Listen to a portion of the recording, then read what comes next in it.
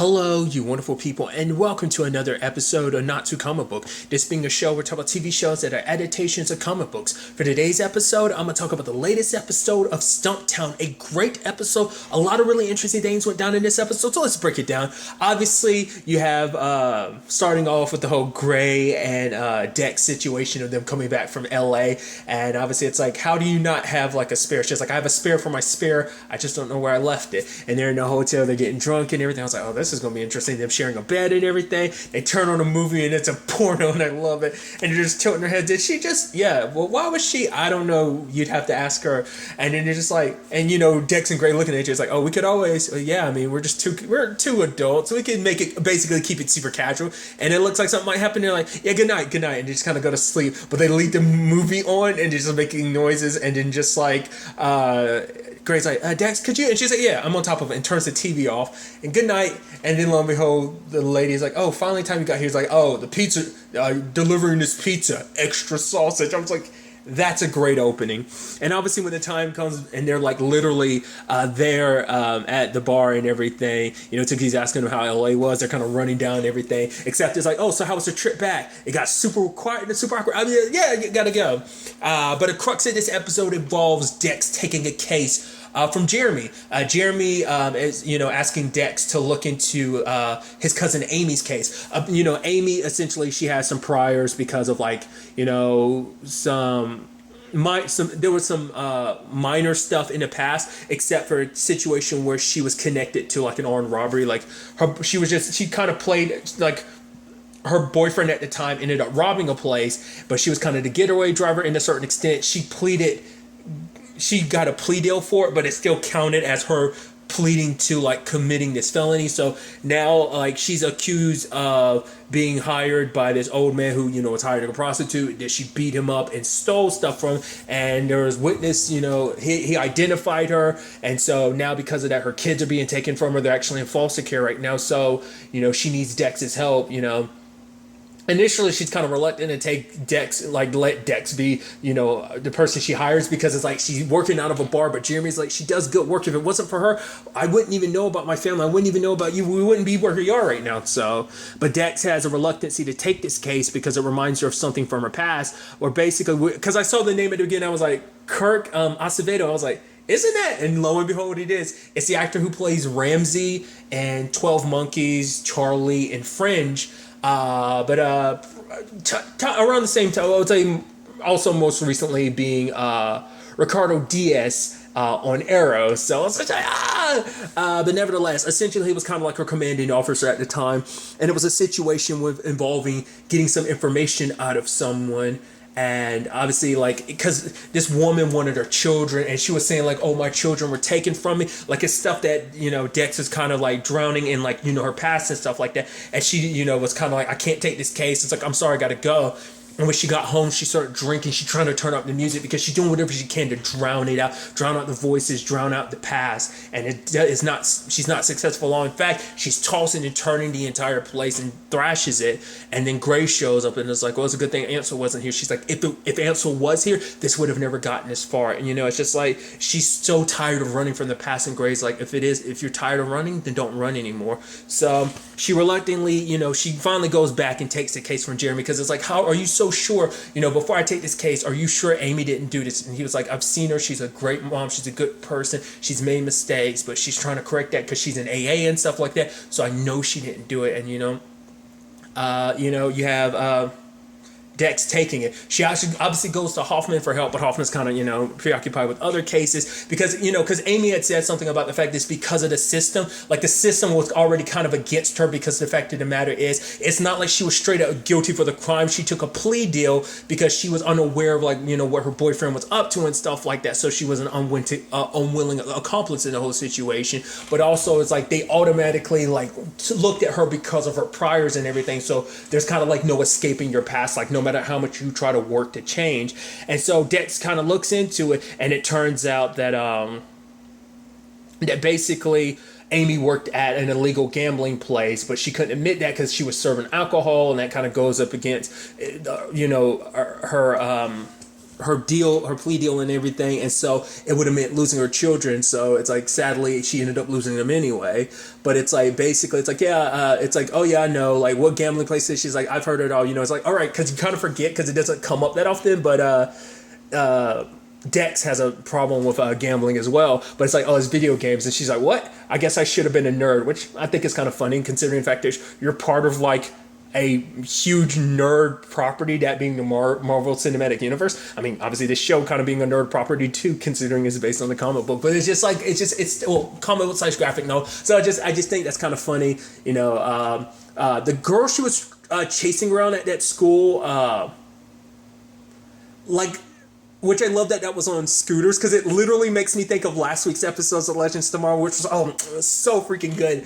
The fact of the matter, it made me think of that with her on the scooter, just like, come back here, just stop. You're embarrassing both of us, because I love that Dex is chasing her on it to the point, just like, screw it, got off of it and ran down the steps to cut her off. And so, I love that whole situation.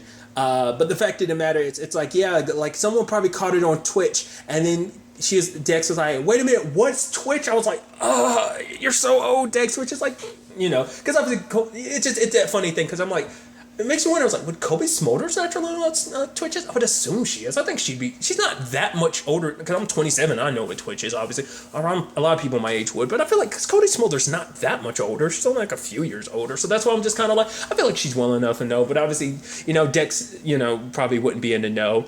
But I love that she goes Ansel, which Ansel's got his own subplot this episode that I really like, where it's basically, he's trying to, ask the girl out he was bringing up before, because she works at like an ice cream shop and stuff like that, because he kept making excuses to try to go there.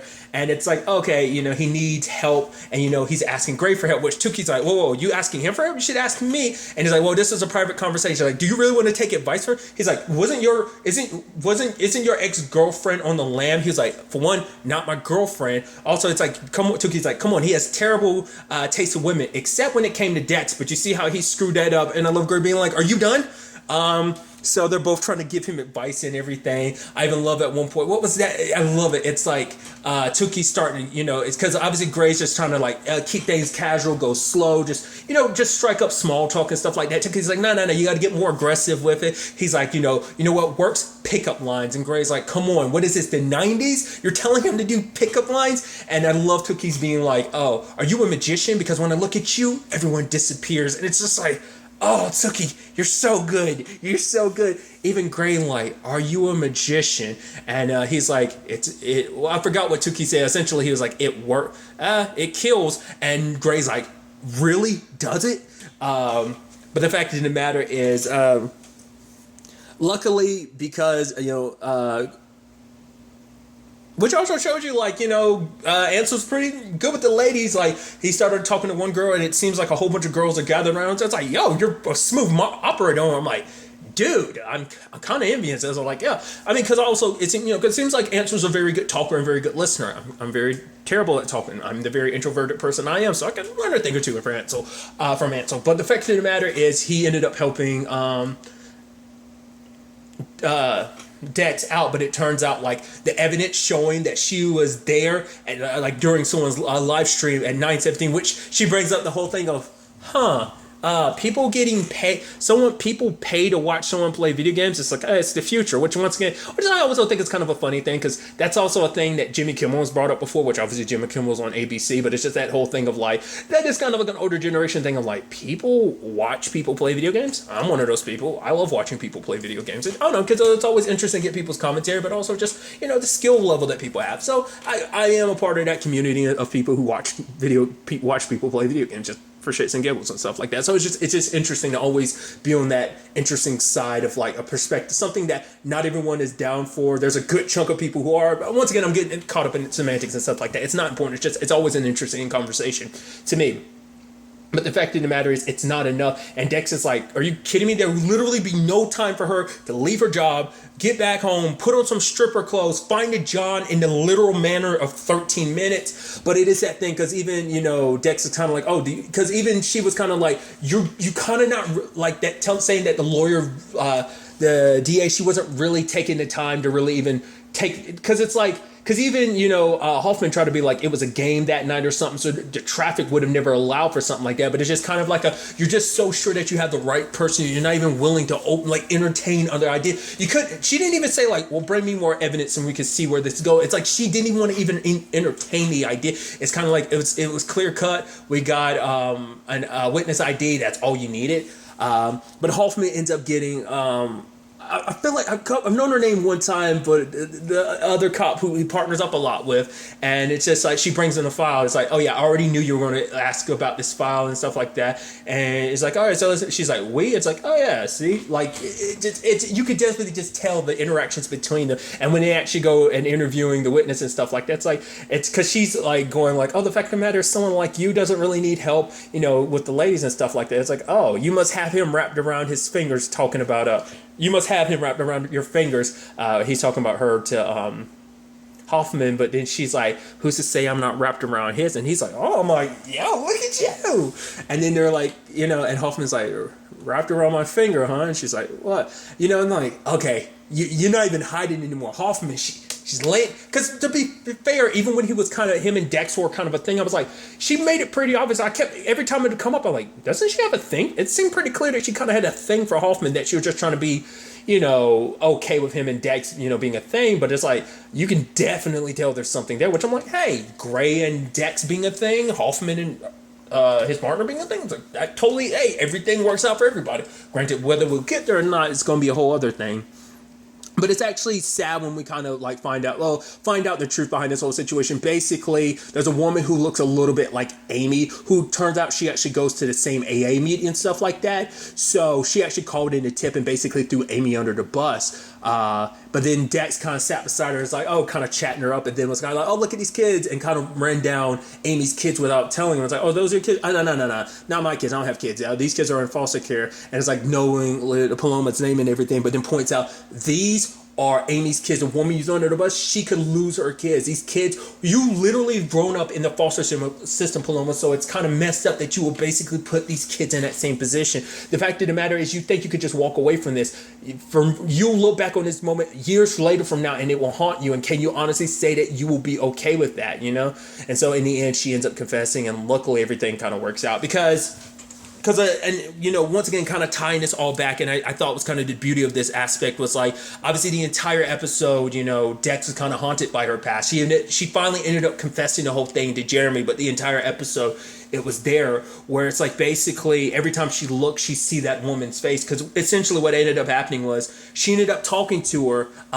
They ended up kind of bonding a little bit. There's that whole back and forth until the guy translates what she had said, and Dex was like, that's not what she said, and they had they insult each other back and forth, and she's like, okay. Dex is like, you're actually, so that he doesn't need to be here as a translator because obviously you speak English. So it's like, oh, showing you just how capable. Like, I think a lot of times the show kind of makes you not underestimate Dex, how really good at what she is. But the fact is, they have conversations about, like, the fact is, your husband, he's involved in some stuff. He stole some, like, weapons and stuff like that. It could be bad. Like, just let us know what's going on. But it's like, if I tell you my children are going to be in danger, bring me my children and I'll tell you.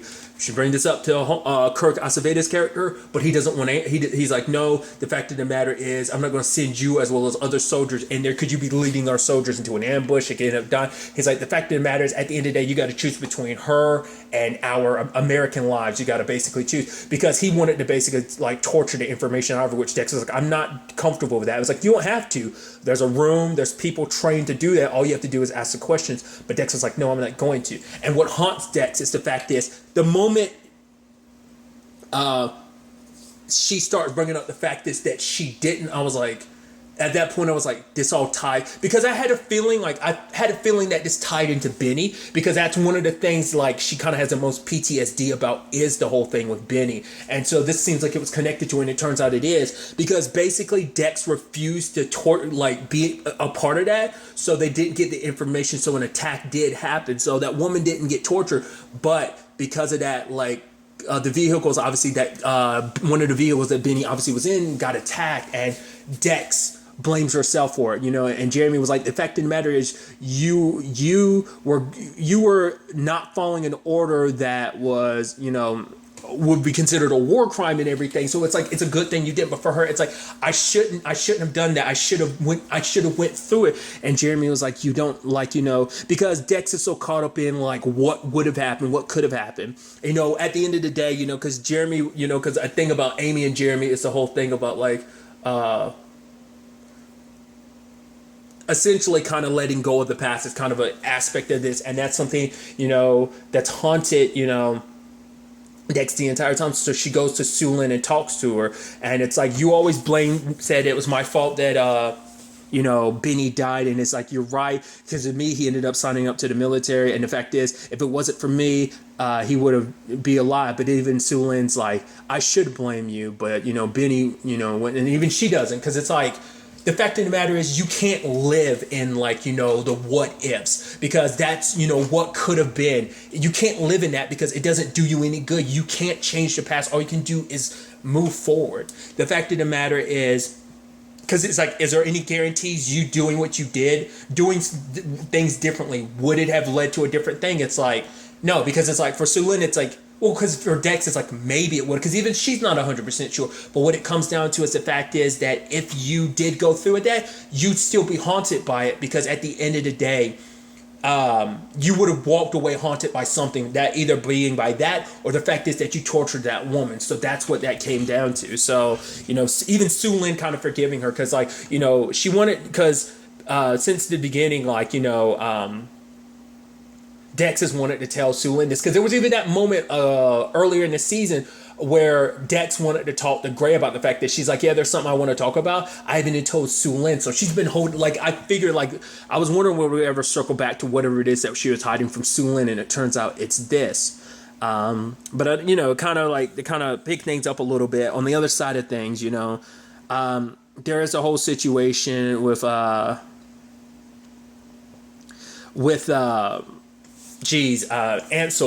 The fact of the matter is, he still didn't ask the girl out because he was nervous and everything. And it's like, because like, it's like you have Tuki being like, it's like, yeah, I get it, putting your heart out there for someone and worried if they'll just kind of stomp all over. He started getting like super deep and depressing, and then just even Gray's looking at him like, okay, like you're terrible at this, just kind of go in there, just give it a try, which Ansel does, and she says yes. He turns back and it's like, yeah, it kind of worked out. It's like, that's super adorable. And especially later on when they're eating, like I think he was like, I like your eyes. She's like, I like your glass. I'm like, Ansel, dude, that was super adorable. And, it kind of worked out in the end. But also every time, like, Tuki would kind of bring it back to Dex, and like, Gray would be like, what? Gray brought up Dex, and like Tuki was like, I wasn't even talking about Dex. Like, what do you, and because Ansel had talked about the fact, Tuki had talked about the fact is that, he had, there was a girl that wanted him to propose, and he had a girlfriend, she wanted him to propose and everything, but he was so focused on his business and stuff like that. But at the end of the day, he started thinking like, oh, like building this empire and everything, that's great, but it doesn't mean anything if you don't have anyone by your side. And basically it's like, oh, and him and his wife have been together since then, and it's like he's telling Gray to like be there for Dax, like you can build all this, because he even had that moment with what was his name, Dennis, the dude at the bar, because he was talking about the fact is, for so long he's always rushed to try like live his life trying not to be his dad, but now he found out that his dad isn't his dad anymore. And so like it kind of brings into question, what am I going to do with my life? Like, who am I going to be? Because I've spent so much time trying not to be my dad, but even he's kind of grown past not being himself. So it's kind of like now Gray's trying to figure himself out, because it's like, is that bad alibi really all I essentially want for my life? Like, what more do I want? What I want out of this? And it's like the guy just kind of burps, and he's like, yeah, thanks for listening. But the fact of the matter is, it's like, Gray's, because Gray ends up talking about, he's like, I can't be with Dex, because he said something interesting where he was like, maybe someday we can be something, but not right now, which I was immediately like, so that means there is a part of you that's still thinking about you and Dex could be something later on, meaning which to me, I think the entire 6 years of their friendship, he's always thought about it. I mean, he had that wedding ring and everything that Dex found a while back, that she was like, do you have anything else to tell me? And he was like, no. She kind of has an inkling of how he feels, but she doesn't want to say anything. Like, Gray feels that way about Dex. She feels the same way too, but it's just like, Dex is so scared of screwing things up. Like if they go down that route, like this is something good in her life, it's good for her and Ansel, and she's worried about that imploding in her face. But the fact of the matter is, when that's all said and done, Grace, like, the fact is she is, I can never, there's she's haunted by a ghost, that the whole thing with Benny. And so the fact of the matter is, I don't feel like I'm the right one to be able to take that on. So she's got her own stuff to deal with. And he's basically like, I've got my own crap to figure out. I still got these whole, family issues. I'm still kind of in the process of figuring myself out. And I'm like, I'm not what Dex needs. And Tuki's like, then what is it she needs? And we see at the end of the episode, Gray convinces Ansel to move back in because Dex needs him, especially at a time like this, because of how crucial having Ansel. Ansel keeps her grounded, and because she had said it earlier, like none of this would have happened if Ansel being around him could make her kind of forget and not drown in the past, And it's like, I thought that was sweet. I even love her still being like, yeah, I won though. He's like, what are you talking about? It's like, yeah, I guess because the whole thing of like getting Ansel to come back. He's like, this isn't a competition. She's like, yeah, but it kind of is. And it's like, see someone try to do one nice thing to you. So I thought that was kind of nice. But at the same time, Jeremy pops up at the end and he talks about the fact that he had someone look into it and basically said like there was an investigation after Dex left. And the fact of the matter is, there's actually a whole lot more to this. Which, remember, the lady was getting dragged away. She was like, they took my children. I think that was probably like after the fact. I think what it comes down to is, I don't think her husband had anything to do with that explosion. Maybe he took the weapons. Maybe he did. Maybe he didn't. But I think that dude, Kirk Acevedo's character, I think he planted that and caused that explosion just to kind of force the U.S. to make certain moves. So I think he put all that into motion because it's like, we got to catch this bad guy, and he was going to do it by any means necessary. So willing to sacrifice a few good lives on their side. Maybe it was never meant to be that. Maybe it went out of hand and people ended up dying. Maybe that was never the point. Whatever the case may be, that's what I'm thinking. Which is also part of me just wondering, because there's another element to this whole storyline that we also have to think about too, that's recently got brought up. Her parents are on the run.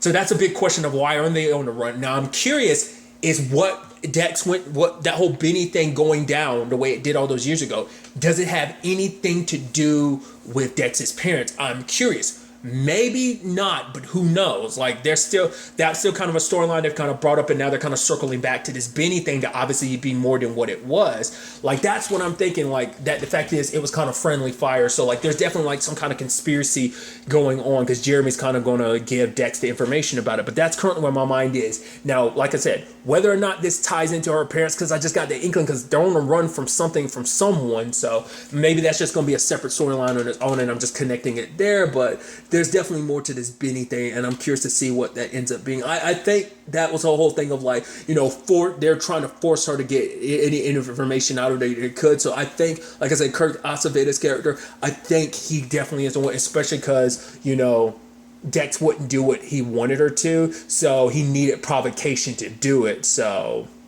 that's what I'm thinking. We'll ultimately have to wait and see where this all takes us going forward into the next episode. Do note there won't be an episode next week, but there will be one the week after the next on the 18th. So do keep that in mind. But really, that's all I want to talk about. So the next time we meet, be happy, be safe, live life to the fullest, and enjoy it. Good day and goodbye.